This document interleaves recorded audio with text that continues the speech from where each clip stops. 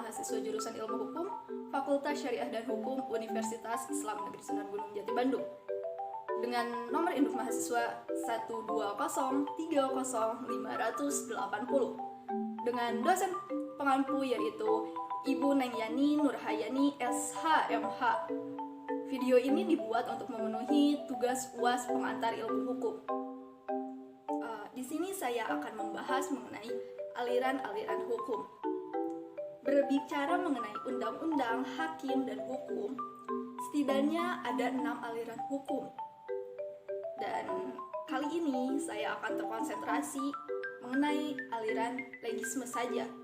Akan tetapi sebelum kita membahas lebih lanjut dan lebih dalam mengenai apa sih aliran legisme itu, sebaiknya kita mengenali terlebih dahulu apa itu undang-undang, hakim, dan hukum. Yang pertama kita akan membahas mengenai undang-undang. Apa sih undang-undang? Undang-undang adalah hukum yang telah disahkan oleh badan legislatif atau unsur pemerintah yang lainnya. Sebelum disahkan, undang-undang biasanya disebut dengan rancangan undang-undang atau biasa disingkat dengan RUU. Undang-undang berfungsi digunakan untuk mengatur, mengawasi, menganjurkan, untuk menyediakan dana, atau untuk menghukum. Dan bisa juga untuk mendeklarasikan sesuatu atau untuk membatasi sesuatu. Suatu undang-undang biasanya diusulkan oleh badan legislatif. Di sini yang berperan adalah DPR. Dan juga badan eksekutif, misalnya presiden. Dan selanjutnya dibahas di antara anggota legislatif. Undang-undang seringkali diamandemenkan atau diubah. Contohnya saja di Indonesia sudah banyak seringkali undang-undang diamandemenkan yang akhirnya bisa jadi atau bisa juga disahkan bahkan ditolak. Dan pembahasan kita selanjutnya yaitu mengenai hakim. Apa sih hakim? Menurut pasal 1 ayat 5 Komisi Yudisial nomor 22 tahun 2004 yang dimaksud dengan hakim adalah Hakim Agung pada badan peradilan di semua lingkungan peradilan yang berada di bawah Mahkamah Agung dan Mahkamah Konstitusi sebagaimana yang dimaksud di dalam Undang-Undang Dasar Negara Republik Indonesia tahun 1945. Sedangkan secara etimologi yang dimaksud dengan hakim menurut Bambang Waluyo sarjana hukum yang menyatakan bahwa hakim adalah organ peradilan yang dianggap memahami hukum, yang bertanggung jawab, yang mempunyai tanggung jawab di pundaknya agar hukum dan keadilan bisa ditegakkan, baik yang berdasarkan kepada yang tertulis ataupun yang tidak tertulis, yang mengadili hukum berdasarkan perkara yang diajukan, dalih bahwa hukum tidak atau kurang jelas, dan tidak boleh ada satupun yang bertentangan dengan asas atau sendi peradilan berdasarkan Tuhan Yang Maha Esa. Selanjutnya yaitu mengenai hukum. Apa sih hukum?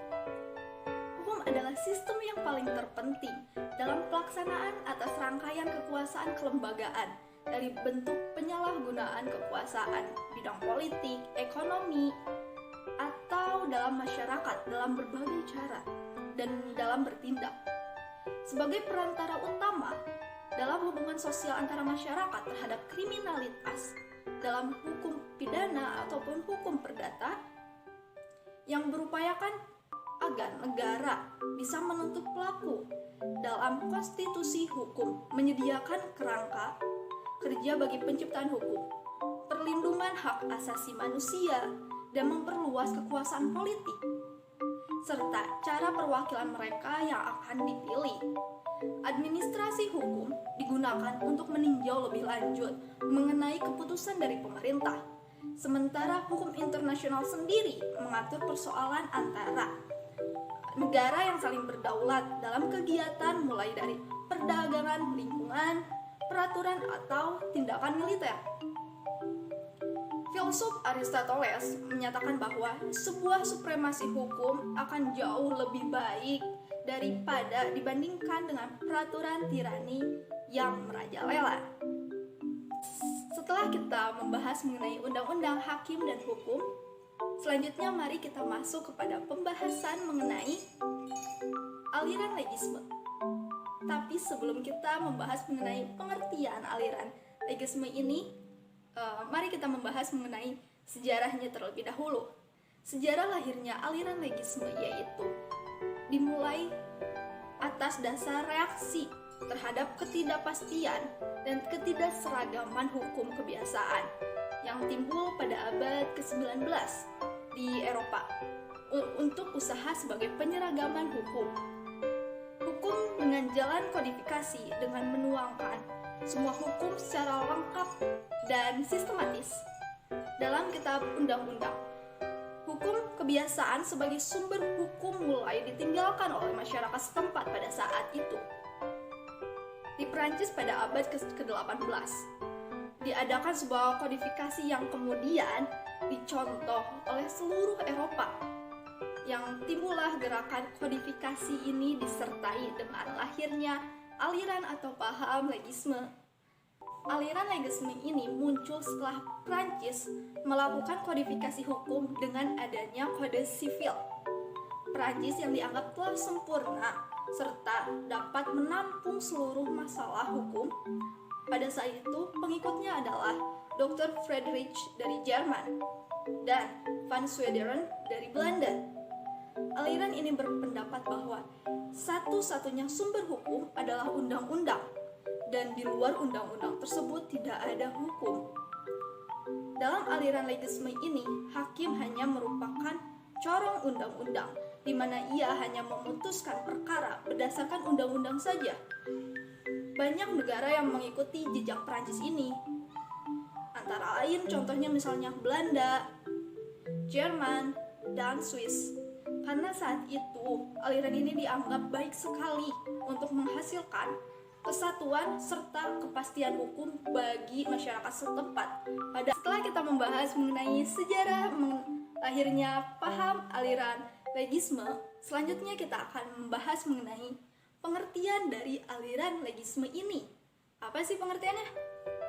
Dalam legisme yaitu adalah menjunjung tinggi asas legalitas dan atau mengedepankan peraturan perundang-undangan sebagai sumber hukum yang paling utama dalam proses penegakan hukum.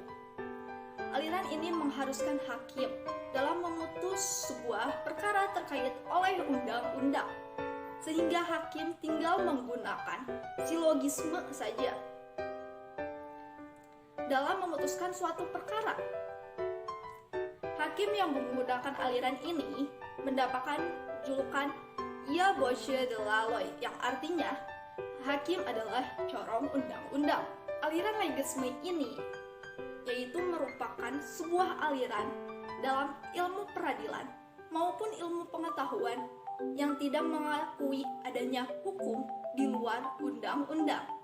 Setelah kita membahas mengenai sejarah aliran silogisme beserta pengertian dari aliran silogisme tersebut, tidak afdol jika kita tidak membahas atau memberikan contoh dari aliran silogisme ini.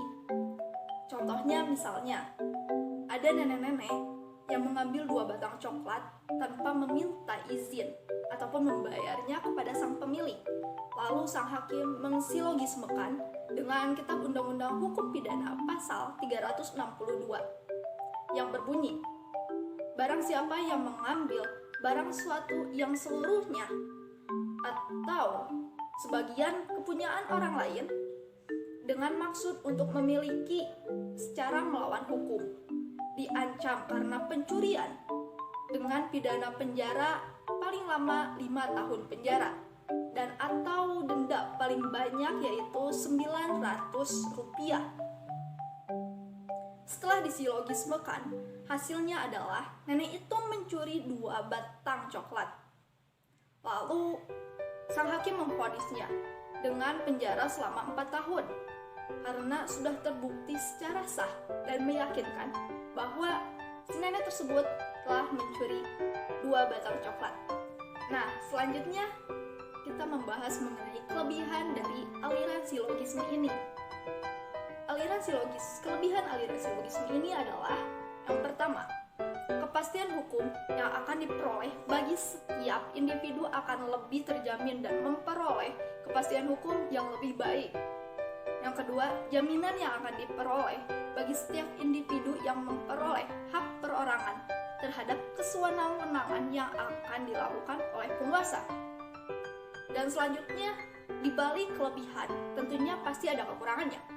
Kekurangan dari aliran silogisme ini adalah yang pertama, para hakim mempelajari, menganalisis, serta dengan menggunakan deduksi logis.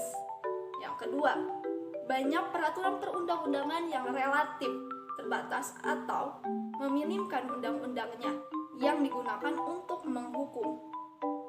Nah, selanjutnya yaitu pendapat para tokoh mengenai paham aliran legisme ini. Tokohnya yaitu yang telah tadi disebutkan, ada Dr. Friedrich dari Jerman dan ada Van Swederen dari Belanda. Mereka berpendapat bahwa yang pertama, semua kaidah hukum yang mengikat penduduk maupun penguasa ditetapkan di dalam undang-undang. Yang selanjutnya, undang-undang itu merupakan suatu supremasi hukum yang patut dijunjung dan ditegakkan secara seadil-adilnya. Yang selanjutnya, pengadilan hanya bersifat pasif. Tidak adanya sumber hukum lain kecuali yang bersumber dan berdasarkan pada peraturan perundang-undangan. Dan selanjutnya, kalaupun ada hukum kebiasaan yang hanya jika ada, memang diakui di dalam undang-undang tersebut. Dan berikutnya, kekuasaan yang bersifat mengikat, undang-undang semata atas kehendak negara ataupun pemerintah. Sekian pembahasan saya mengenai aliran silogisme. Mohon maaf atas banyak kekurangannya, dan terima kasih. Wassalamualaikum warahmatullahi wabarakatuh.